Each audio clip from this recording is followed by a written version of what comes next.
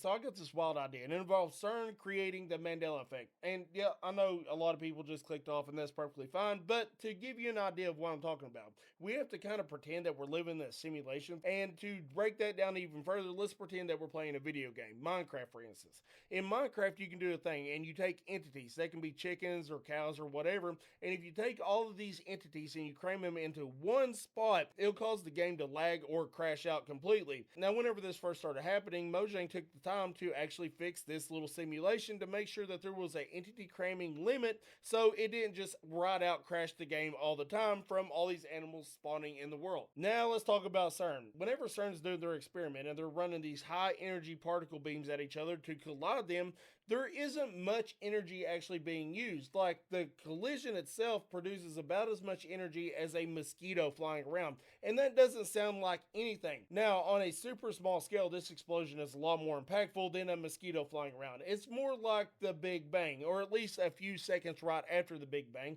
and that's the kind of heat and energy condensed that it actually produces. Now, let's pretend for a moment that we are in a simulation and we just took all of these energies and we crammed them into one spot at one time.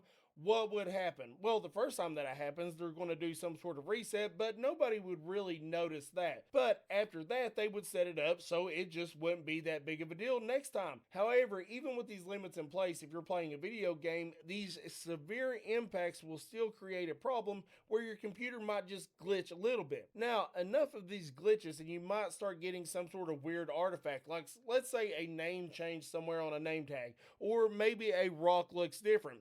Over time, with enough of these little glitches, you might start noticing some patterns or at least some weird things. Like, I don't know, maybe a name change in a book, or maybe a name change on some cereal, or maybe a cornucopia is missing here or there. You never know. Now, obviously, this is just an idea. It's not like they've ever had any sort of data that's just kind of popped up like this that they went to review and decided that they didn't really like that much, so they kind of buried it back deep in the file where it will never be seen again. But in the end, I really don't know. I just thought it was pretty interesting to think about and thought you would like to ponder on it yourself.